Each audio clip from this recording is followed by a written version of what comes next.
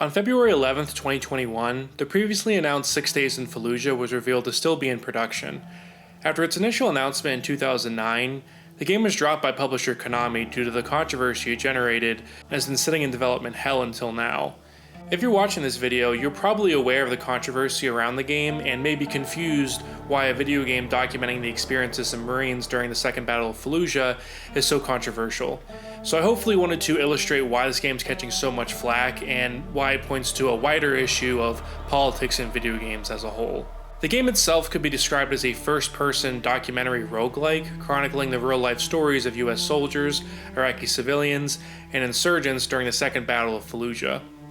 From its inception in 2009, the game was interested in conveying the fear and anxiety soldiers faced during their urban combat of the titular battle. It was initially described as a survival horror game in the sense that instead of being hunted by zombies or monsters, you were being attacked by real-world threats in a foreign environment. In 2021, the semi-horror elements have seemingly been dropped in favor of a roguelike design where interiors change every time you play the game. That way, just like the soldiers, you're completely unfamiliar with the territory during each playthrough. It's an interesting gimmick, although this is far from the first game to attempt to simulate a true-to-life soldier's experience in video game form. As for the real-life Battle of Fallujah, it was the most violent conflict in the highly criticized Iraq War. For those who want a very simplified synopsis of why the war itself was so controversial, after 9/11, the US invaded Afghanistan, which housed Osama bin Laden, and Iraq under the pretense that their leader Saddam Hussein had weapons of mass destruction and was connected to the terrorists behind the September 11th attacks. But as time went on, it was revealed that Saddam didn't have weapons of mass destruction and had very little connection to Al-Qaeda. Now, any cynic will tell you that the United States used 9/11 as an excuse to attack them for their oil, and it's hard to blame them for believing that. It's a particularly sad loss of life considering that we really didn't have a good reason to be there to begin with, and I think that's a major part of why this game is so offensive. Countless civilians, soldiers, and other Iraqis died for a war that was seemingly fought for oil. Now, as for 6 Days in Fallujah, the game caught the most shit when their head of publishing, Pete Tomte, came out and said that, quote, "We're not trying to make a political commentary about whether or not the war itself was a good or bad idea." Now, to the average person, they might argue, well, that's totally reasonable, the game's not about politics, video games are too political nowadays anyway. But the problem with that is that some subjects you really can't separate the politics from. If you take a different historical subject like the Cambodian genocide and try to make a movie or game about it, even though there's clearly a good and evil side of that story, you can't remove the politics from it. To tell the story at all, you essentially have to either side with the Khmer Rouge or the Cambodian civilians and how you choose to present that story. The same principle applies here. How do you remove the politics from a story about a war that was seemingly fought for oil that cost hundreds of American, Iraqi, and innocent civilian lives? By presenting the war as justified and not addressing its controversies, you'd be whitewashing what really happened and propagating a sanitized version of history. I think what's frustrating is that this idea of a hyper-realistic, roguelike FPS chronicling real-life stories of urban combat isn't an inherently controversial subject.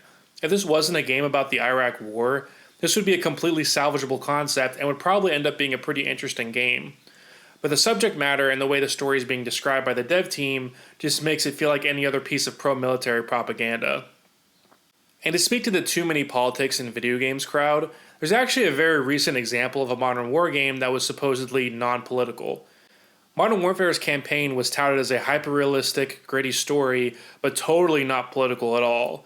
The question, is this a political game, doesn't actually mean anything, because it's what does the word political mean to you? It's talking about, for example, concepts like in a world where superpowers vie for influence around the world, and where those superpowers butt up, they don't directly fight each other. They utilize proxy allies on the ground to sort of do their bidding.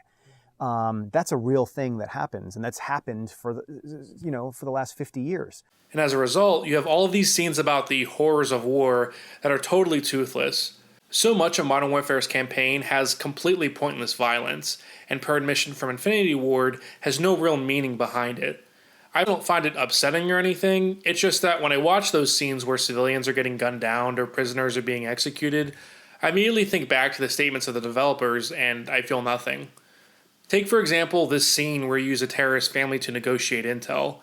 Clearly, your character and the other members of the task force are uncomfortable using innocent civilians as bargaining chips. You can even opt out of this scene if you feel uncomfortable. And afterward, Gaz and Captain Price have this discussion on the ethics of such military tactics. Boss, what the hell are we doing here? We're cleaning up a mess. With women and children. They were leveraged. They were When hostages. you take the gloves off, you get blood on your hands, Kyle. That's how it works. Where do we draw the line, sir? You draw the line wherever you need it, Sergeant. At the end of the day, someone has to make the enemy scared of the dark. While Gaz questions if that intel is worth crossing an ethical boundary to obtain, Price argues that they're the ones who have to do the dirty work to keep the world clean. So, is that not a political statement? The debate of ethics in wartime and the ends justifying the means? I have no idea how you could even argue there's nothing political there. If this scene isn't here to pose an ethical question, then why is it there at all? Really, at the core of this debate is the reality that all military games are political. Ever since the United States has essentially begun using video games as recruitment tools, it's become clear that every game from a World War II RTS to a modern military FPS are intrinsically political, and it's impossible to separate these games from the politics which created the wars that they're portraying. Either the military is presented in a clean, sterile way, devoid of any fucked up realities, or the game exists as a criticism, holding the mirror to the military and questioning our institutions. It's one or the other, and the truth is that all war games are political, it's just that the politics they contain may be more contemporary than others.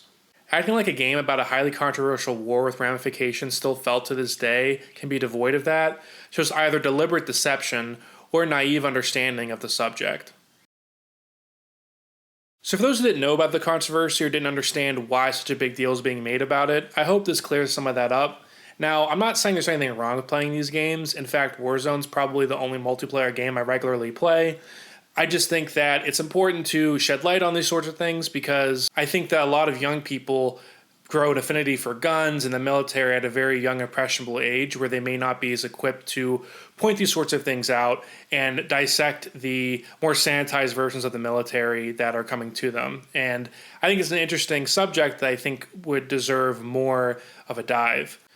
So please let me know what you think about this and the controversy surrounding the game. I'd like to hear people's comments about how they think the game is portrayed, if it is possible to truly present a war game as apolitical, because I think there is a debate there that's interesting.